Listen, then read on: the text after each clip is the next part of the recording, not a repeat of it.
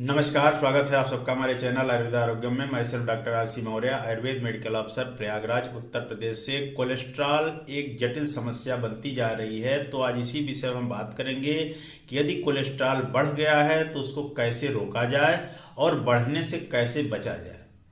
तो सबसे पहले हम ये जानने का प्रयास करते हैं कि कोलेस्ट्रॉल होता क्या है और किस क्या क्या काम है कोलेस्ट्रॉल का हमारे शरीर में और कैसे यह बढ़ जाता है। तो कोलेस्ट्रॉल की जहाँ तक बात करें तो कोलेस्ट्रॉल एक वैक्स लाइक फैटी सब्सटेंस होता है, जो एक ऑर्गेनिक मॉलिक्यूल होता है जो शरीर की सारी कोशिकाएं यानी सारे एनिमल सेल्स इसका निर्माण करती हैं अपने सेल मेम्ब्रेन को बनाने के लिए। दूसरी बात, यह कोलेस्ट्रॉल हमारे शरीर के लिए आवश्यक क्यों है। तो सबसे पहली बात कि जो भी कोशिकाएं हैं उसका सेल मेम्ब्रेन का जब भी निर्माण होगा तो उसमें कोलेस्ट्रॉल की जरूरत पड़ती है। दूसरी चीज, शरीर में कुछ ऐसे स्टेरॉयड हार्मोन्स बनते हैं जिनके लिए भी कोलेस्ट्रॉल की जरूरत पड़ती है। वो स्टेरॉयड हार्मोन जो एड्रिनल ग्लैंड से बनते हैं, जैसे कार्टिसोल हुआ, एल्डोस्टेरोन हुआ, और कुछ सेक्स हार्मोन जैसे एस्ट्रोजन, प्रोजेस्टेरॉन और टेस्टोस्टेरोन। इन हार्मोन्स के बनाने के लिए भी कोलेस्ट्रॉल की जरूरत पड़ती है।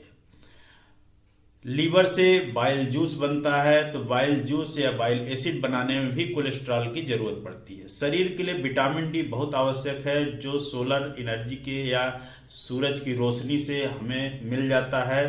उसके भी फर्दर आगे प्रोसेस के लिए हमें कोलेस्ट्रॉल की जरूरत पड़ती है। तो इस तरह इन सब चीज़ों के लिए कोलेस्ट्रॉल की आवश्यकता पड़ती है। यह कोलेस्ट्रॉल हमारे शरीर में हमारे शरीर की जो कोशिकाएं होती हैं वो स्वयं निर्मित करती है।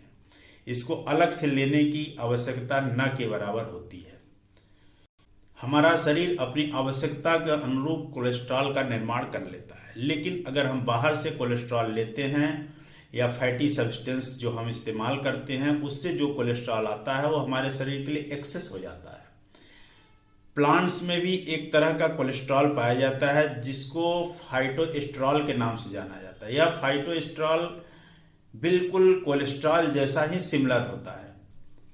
पाचन प्रक्रिया के दौरान फाइटोएस्ट्रॉल हमारे कोलेस्ट्रॉल की अपेक्षा, जो हमारे तेल घी आदि के माध्यम से भोजन में गया हुआ रहता है, जो आंतों में डाइजेशन के बाद बनता है, तो फाइटोएस्ट्रॉल उस कोलेस्ट्रॉल की तुलना में तेजी से अब्जॉर्ब हो जाता है। हमारी इंटेस्टाइन की जो कोशिकाएं होती हैं, लाइनिंग होती है, वो तेजी से उसको अब्जॉर्ब करती है, लेकिन थोड़ी देर बाद ही जैसे वो ये समझ लेती है कि हमारे अनुकूल नहीं है, तो उसको वापस जो है इंटेस्टाइन में छोड़ देती है। यह एक प्रोटेक्टिव मैकेनिज्म होता है जो एक्स्ट्रा कोलेस्ट्रॉल को अब्जॉर्ब करने से हमारे शरीर की सुरक्षा करता है।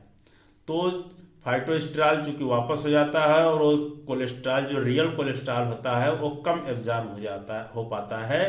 तो इससे हमारे शरीर की सुरक्षा भी होती है। इस तरह प्लांट बेस्ड जो डाइट होती है वो एक्सेस कोलेस्ट्रॉल को एब्जॉर्ब करने से भी हमें बचाती है। दूसरी चीज, यदि बहुत ज़्यादा मात्रा में हम कोलेस्ट्रॉल का सेवन करते हैं तो एक प्रोटेक्टिव मैकेनिज्म और होता है, जो हमारा ये लीवर होता है वो एक्सेस कोलेस्ट्रॉल को बाइल फ्लूइड के रूप में गॉल ब्लैडर में स्टोर करता है और फिर गॉल ब्लैडर से समय समय पर ड्यूडेनम में यानी हमारे स्मॉल इंटेस्टाइन में बीच बीच में वह एक दूसरे रूप में परिवर्तित करके छोड़ देता है, जो कि स्टूल के माध्यम से शरीर से बाहर निकल जाता है। इस तरह भी फीडबैक मैकेनिज्म एक होता है जिसकी वजह से एक्सेस कोलेस्ट्रॉल हमारे शरीर में डिपॉजिट नहीं होने पाता।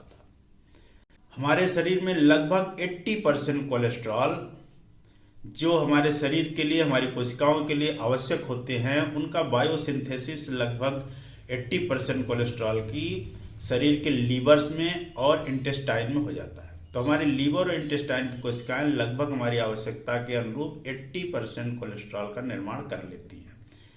कुछ कोलेस्ट्रॉल का निर्माण हमारा ब्रेन, हमारे सेक्स ग्लैंड्स, एड्रिनल ग्लैंड्स भी या उनकी कोशिकाएं कर लेती हैं। इस तरह सफिशिएंट मात्रा में जो कोलेस्ट्रॉल हमारे लिए आवश्यक होता है, ये कोशिकाएं, ये ऑर्गन्स आसानी से कर लेते हैं।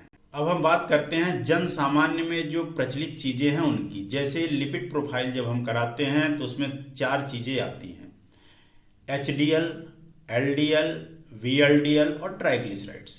ये क्या होती हैं? EHDL जिसको हम गुड कोलेस्ट्रॉल कहते हैं, हाई डेंसिटी लाइपोप्रोटीन।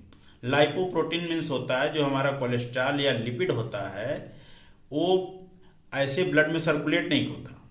ब्लड में सर्कुलेट होने के लिए वह ब्लड की प्रोटीन से कम्बिनेशन बनाता है। तो लिपिड और प्रोटीन का जब एक कम्बिनेशन बनता है तो छोटे छोटे मॉलिक्यूल्स बनते हैं जिसको हम लाइपोप्रोटीन कहते हैं। यह लाइपोप्रोटीन के रूप में ही पूरे ब्लड में, पूरे शरीर में सर्कुलेट होता है।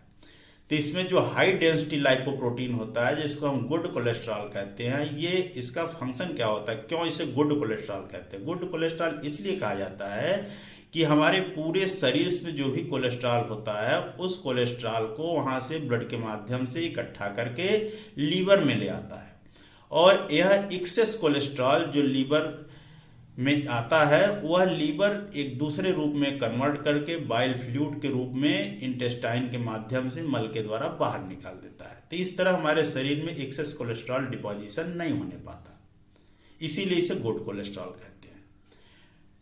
दूसरा है ELDL। ELDL ने लो डेंसिटी लाइपोप्रोटीन जिसको हम बैड कोलेस्ट्रॉल कहते हैं। यह बैड कोलेस्ट्रॉल इसलिए कहा जाता है कि यह LDL हमारे ब्लड वेसल्स की लाइनिंग में यानी अंदर की वाल में डिपॉजिट होना शुरू हो जाता है और एक प्लेक्वी का निर्माण करता है जिससे ब्लड वेसल्स की जो ल्यूमेन होता है ब्लड वेसल्स का वो नैरो होना शुरू हो जाता है, यानी उसकी चौड़ाई कम होने लगती है, उसका डायमीटर कम होने लगता है और ब्लड वेसल की फ्लेक्सिबिलिटी कम होने लगती है, वो हार्ड होने लगती है। इसी तरह VLDL जो होता है यानी वेरी लो डेंसिटी लाइपोप्रोटीन्स जो होते हैं, यह भी एक तरह का बैड कोलेस्ट्रॉल ही है। यह ट्राइग्लिसराइड के रूप में डिपोजिशन कराता है। यह VLDL या यह लाइपोप्रोटीन ट्राइग्लिसराइड को कैरी करता है, जो ट्राइग्लिसराइड भी हमारे ब्लड वेसल्स की इनर लाइनिंग में वो भी डिपॉजिट होता है। तो इस तरह LDL और VLDL दोनों हमारे ब्लड वेसल्स यानी आर्टरीज के इनर लाइनिंग में डिपॉजिट होकर उसके ल्यूमेन को नैरो करता है, उसकी चौड़ाई को कम करता है और उसकी हार्डनिंग करता है। इसी को एथेरोस्क्लेरोसिस कहते हैं। ब्लड वेसल की हार्डनिंग होने से उसकी फ्लेक्सिबिलिटी कम होने लगती है और कभी कभी यह जो डिपोजिशन होता है यह प्लेक्वी के रूप में यह रप्चर होता है और ब्लड क्लॉट के रूप में यही जाके आगे ब्लॉकेज का काम करता है, जिसकी वजह से अगर यह ब्लॉकेज किसी पतली वेसल्स में जैसे हार्ट में या ब्रेन में कहीं पहुंचता है तो यह प्लेक्वी वहां पर ब्लॉकेज कंप्लीट ब्लड का ब्लॉकेज करता है और आगे ब्लड सप्लाई को अवरुद्ध करता है, जिसकी वजह से इस्चीमिया डेवलप होती है और स्ट्रोक आता है, हार्ट अटैक आता है। और अगर इस तरह की प्लेक्वी जो है जो नैरोइंग क्रिएट करती है तो उससे भी ब्लड वेसल में ब्लड की सप्लाई कम होती है। जैसे कोरोनरी आर्टरी में अगर ब्लड की सप्लाई कम होती है, जब हम ज़्यादा एक्सरसाइज तेज़ी से एक्सरसाइज करते हैं या थोड़ा सा वर्क करते हैं तो हमें सप्लाई की ज़रूरत ज़्यादा पड़ती है। क्योंकि नैरोइंग की वजह से ब्लड सप्लाई कम होती है तो सफिशिएंट अमाउंट में ब्लड जो पहुंचना चाहिए वो नहीं पहुंच पाता है, तो सफिशिएंट अमाउंट में ऑक्सीजन भी नहीं पहुंच पाता है। इसी वजह से हमें एंजाइना पेन या चेस्ट पेन उत्पन्न होने लगता है और यही अगर ब्लॉकेज कंप्लीट हो जाए तो MI यानी मायोकार्डियल इन्फार्क्शन डेवलप हो जाता है। तो इस तरह से यह LDL और VLDL ट्राइग्लिसराइड ये तीनों हमारे लिए हानिकारक हैं और जो फायदेमंद है वो है HDL जिसको हम गुड कोलेस्ट्रॉल कहते हैं। अब हम बात करते हैं कि कोलेस्ट्रॉल लेवल यानी high cholesterol can be preventable and treatable. जो मेरा टॉपिक है कि हाई कोलेस्ट्रॉल क्या प्रिवेंट किया जा सकता है, बढ़ने से रोका जा सकता है या उसका ट्रीटमेंट हो सकता है, इसी विषय पर। तो यहाँ बिल्कुल ये बात स्पष्ट समझ लेना चाहिए कि कोलेस्ट्रॉल बढ़ने का कारण क्या है, कोलेस्ट्रॉल बढ़ क्यों रहा है। तो कोलेस्ट्रॉल जो हमारा पुअर लाइफ स्टाइल है और पुअर डाइटरी हैबिट है उसकी वजह से बढ़ता है। तो सबसे पहला काम प्रिवेंशन के तौर पर जो करना चाहिए वो यह है कि कोलेस्ट्रॉल बढ़ने से रोकना है तो हेल्दी डाइट। हेल्दी डाइट कैसी डाइट होनी चाहिए? प्लांट बेस्ड डाइट होनी चाहिए, एनिमल बेस्ड डाइट नहीं। प्लांट बेस्ड डाइट अगर करेंगे तो मैंने जैसे पहले ही बताया कि प्लांट में कोलेस्ट्रॉल की जगह फाइटोस्टेरॉल पाया जाता है और फाइटोस्टेरॉल एक बार एब्जॉर्ब होने के बाद फिर वापस छोड़ दिया जाता है इंटेस्टाइन में। तो इस तरह कोलेस्ट्रॉल बाहर से जो आने के बाद शरीर में डिपॉजिट होने की संभावना होती है वो बिल्कुल समाप्त हो जाती है। तो पहली बात, जो डाइट हो वो प्लांट बेस्ड डाइट होनी चाहिए। दूसरी बात, स्मोकिंग और अल्कोहल, अगर आप धूम्रपान करते हैं और अल्कोहल का सेवन करते हैं तो बिल्कुल ही बंद कर दें, वो भी आपके लिए अच्छा नहीं है। नेक्स्ट प्रिवेंशन की बात करते हैं। रेगुलर एक्सरसाइज, नियमित व्यायाम, योगा और मेडिटेशन। आधे घंटे का प्रतिदिन एक्सरसाइज अच्छे से होनी चाहिए, योगासन करने चाहिए। और मेडिटेशन इसलिए करना है कि मेडिटेशन करने से हम स्ट्रेस से बचेंगे। अगर हम स्ट्रेस से बचते हैं तो स्ट्रेस रिलेटेड जो हाइपरटेंशन और प्रॉब्लम्स, कार्डियक प्रॉब्लम जो डेवलप होती है और जो कोलेस्ट्रॉल लेवल बढ़ता है वो नहीं बढ़ने पाएगा। तो इरेगुलर एक्सरसाइज और मेडिटेशन, योगा, ये आपके लिए बहुत ही जरूरी है। अब मैं बात करता हूं औषधियों की। दवाइयों की बात करें तो औषधियों की आवश्यकता अगर आप उपरोक्त नियमों का पालन करेंगे तो नहीं पड़ती है। फिर भी अगर कोलेस्ट्रॉल लेवल आपका बढ़ चुका है, विशेष परिस्थितियां हैं, तो आपको कुछ आयुर्वेदिक औषधियां जैसे अर्जुन का काढ़ा, अर्जुन की छाल का काढ़ा आप प्रतिदिन सेवन करें तो आपका कोलेस्ट्रॉल लेवल कम रहेगा, आपको बेनिफिट होगा। दूसरी चीज, प्रभाकर बटी। प्रभाकर बटी 2-2 गोली सुबह शाम नियमित रूप से सेवन करने से इसके लेवल में सुधार आते दिखता है। तीसरी बात, आरोग्यवर्धनी बटी। आरोग्यवर्धनी बटी भी कोलेस्ट्रॉल लेवल को घटाने में बहुत ही सहायक है। और यदि आपको कॉन्स्टिपेशन वगैरह रहता है तो आप अर्जुन के चूर्ण के साथ साथ हरितकी यानी हरण का चूर्ण भी मिला लें, तो दोनों को कॉम्बिनेशन एक साथ मिलाकर रख लें और 1 चम्मच सुबह और शाम लेने से आपको 2 फायदे होंगे। बावेल भी क्लीन होगा और एक्सेस कोलेस्ट्रॉल लेवल जो है वह भी कम होगा। और दूसरी चीज, जो डिपोजिशन ब्लड वेसल्स में हो रहे हैं, तो चूंकि हरितकी स्रोतों अवरोध को भी दूर करता है, इसलिए यह कॉम्बिनेशन आपके ब्लड वेसल्स की नर्विंग को भी कम करने में सहायक होगा।